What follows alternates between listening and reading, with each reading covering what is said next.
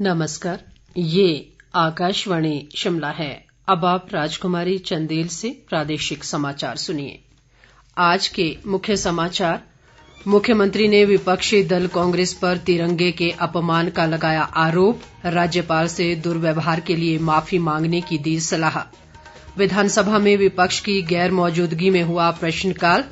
504 करोड़ 18 लाख रुपए से होगा सुकेती खड्ड का तटीकरण। पूर्व मुख्यमंत्री वीरभद्र सिंह ने विधानसभा में सत्ता पक्ष और विपक्ष के बीच चल रहे गतिरोध को संवाद के माध्यम से दूर करने पर दिया बल। और जीवन सुगमता सूचकांक में शिमला शहर देश भर के 111 शहरों में रहा अव्वल। अब समाचार विस्तार से।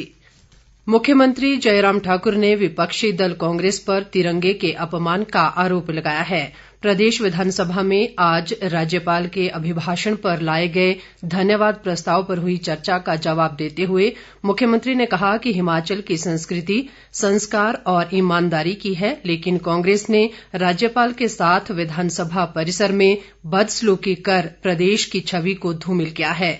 धन्यवाद प्रस्ताव पर मुख्यमंत्री के जवाब के समय पूरा विपक्ष सदन से गैर हाजिर रहा। जयराम ठाकुर ने कहा कि वे राज्यपाल के साथ हुई बदसलूकी के खुद चश्मदीद गवाह हैं और नेता प्रतिपक्ष मुकेश अग्निहोत्री ने ही राज्यपाल के एडीसी को धक्का दिया था।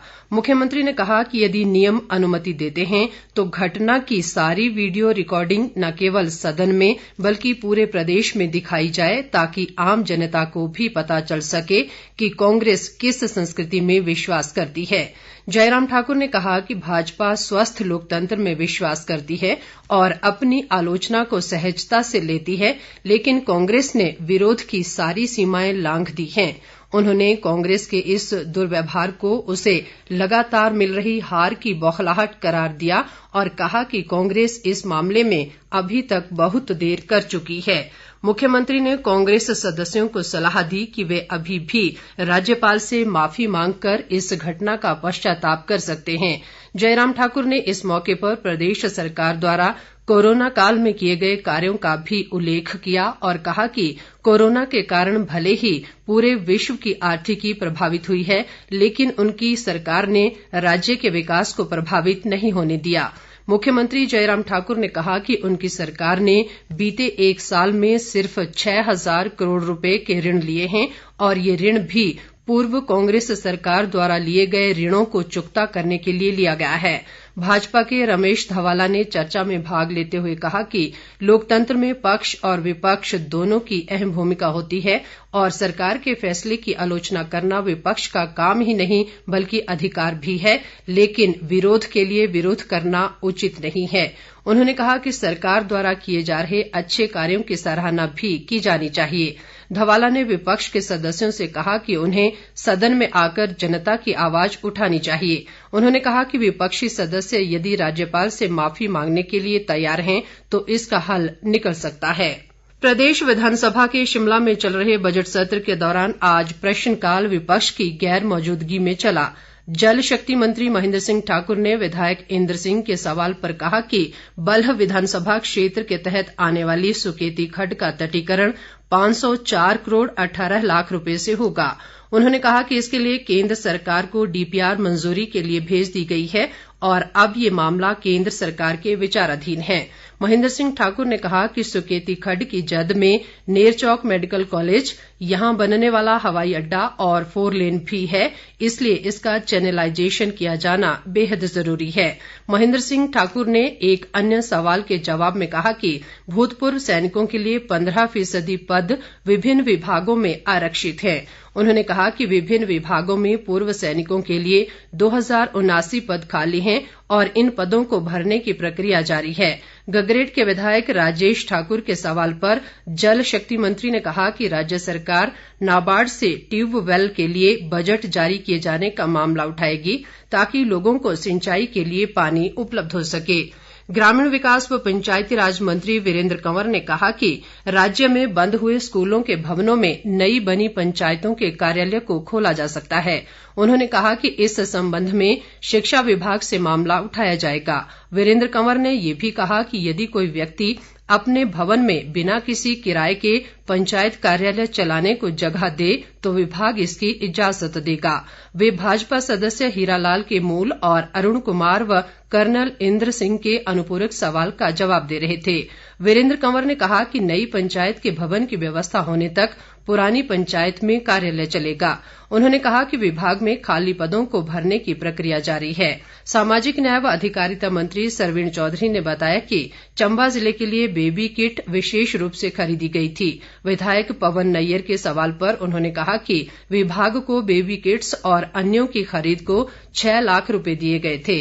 उन्होंने कहा कि कोविड के समय में 6 लाख रुपए की किट्स खरीदी और 500 रुपए की किट 435 रुपए में खरीदी और सारा काम डीसी की अध्यक्षता में हुआ है।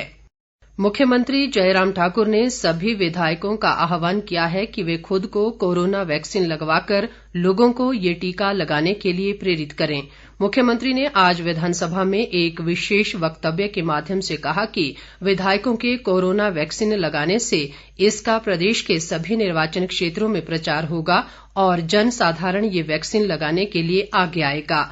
मुख्यमंत्री ने कहा कि विधायकों को कोरोना वैक्सीन का टीका लगाने के लिए विधानसभा परिसर में एक हेल्प डेस्क स्थापित किया गया है, जहां कोई भी विधायक अपना पंजीकरण करवा सकता है।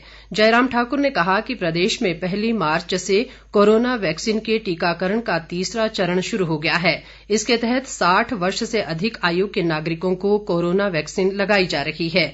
ये वैक्सीन सरकारी अस्पतालों में निःशुल्क उपलब्ध है, जबकि निजी अस्पतालों में 250 रुपए में ये वैक्सीन लगाई जा सकती है।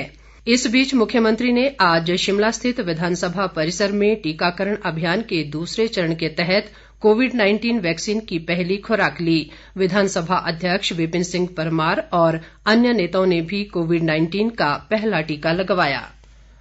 प्रदेश विधानसभा के बजट सत्र के पहले दिन सामने आए घटनाक्रम पर सत्ता पक्ष और विपक्ष में उत्पन्न गतिरोध अभी जारी है। विपक्ष के सदस्य आज सदन में भी नहीं गए और 5 निलंबित विधायकों के साथ सदन की कार्यवाही शुरू होने से पहले ही विधानसभा गेट के बाहर काले मास्क व पट्टियां बांधकर अपना विरोध प्रकट किया। पूर्व मुख्यमंत्री वीरभद्र सिंह भी पार्टी विधायकों के धरने में आज शामिल हुए। करीब 1 घंटे तक पार्टी विधायकों और अन्य पदाधिकारियों के साथ मौन बैठने के बाद पूर्व मुख्यमंत्री विधानसभा गेट के बाहर से ही वापस लौट गए। वीरभद्र सिंह ने पत्रकारों से अनौपचारिक बातचीत में कहा कि यदि वे मुख्यमंत्री होते तो 1 घंटे में मामले को सुलझा देते। उन्होंने कहा कि जयराम सरकार भी चाहे तो 5 मिनट में ही मसले का हल कर सकती है, लेकिन लगता है सरकार की इच्छा शक्ति ही नहीं है। उन्होंने कहा कि विधायकों ने कोई इतना बड़ा अपराध नहीं किया है जिसके लिए उन्हें इतने दिनों तक निलंबित किया जाए। वीरभद्र सिंह ने कहा कि सरकार को विपक्ष की चिंता होनी चाहिए और संवाद के माध्यम से गतिरोध को दूर करना चाहिए ताकि जनता के मुद्दों पर सदन में सार्थक चर्चा हो सके। शिमला शहर को ईज ऑफ लिविंग इंडेक्स में देश भर में 10 लाख से नीचे की आबादी के शहरों में श्रेष्ठ आंका गया है। शहरी विकास मंत्री सुरेश भारद्वाज ने आज विधानसभा में एक विशेष वक्तव्य के माध्यम से ये बात कही। उन्होंने कहा कि 2018 के सर्वेक्षण के अनुसार शिमला शहर जीवन सुगमता सूचकांक में देश के 111 शहरों में 92वें स्थान पर था और यहां से पहले स्थान पर आना हमारे लिए गर्व की बात है। भारद्वाज ने कहा कि जीवन सुगमता सूचकांक में शिमला का श्रेष्ठ आना पिछले वर्षों में प्रदेश सरकार द्वारा विभिन्न क्षेत्रों में किए गए विकास का परिचायक है। प्रदेश में जहां शिक्षा, स्वास्थ्य, सड़कों के निर्माण के क्षेत्रों में अभूतपूर्व विकास हुआ है, वहीं प्रदेश में अपराधों में भी कमी आई है। राज्य वूल फेडरेशन और पशुपालन विभाग के सौजन्य से नूरपुर में भेड़ पालकों के लिए आज 1 दिवसीय जागरूकता व प्रशिक्षण शिविर लगाया गया। प्रदेश वूल फेडरेशन के अध्यक्ष त्रिलोक कपूर इस दौरान बतौर मुख्य अतिथि मौजूद रहे। उन्होंने कहा कि प्रदेश सरकार ने भेड़ पालन व्यवसाय से जुड़े लोगों के हितों और समस्याओं को देखते हुए अनेक कल्याणकारी योजनाएं शुरू की हैं। त्रिलोक कपूर ने कहा कि भेड़ बकरियों की चोरी को रोकने के लिए सरकार द्वारा कड़े कानून बनाए गए हैं। शिविर में लगभग 800 से अधिक घुमंतू भेड़ पालकों ने भाग लिया। अंत में मुख्य समाचार एक बार फिर। मुख्यमंत्री ने विपक्षी दल कांग्रेस पर तिरंगे के अपमान का लगाया आरोप। राज्यपाल से दुर्व्यवहार के लिए माफी मांगने की दी सलाह। विधानसभा में विपक्ष की गैर मौजूदगी में हुआ प्रश्नकाल। 504 करोड़ 18 लाख रुपए से होगा सुकेती खड्ड का तटीकरण।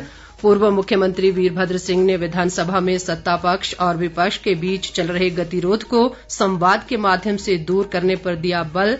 और जीवन सुगमता सूचकांक में शिमला शहर देश भर के 111 शहरों में रहा अव्वल।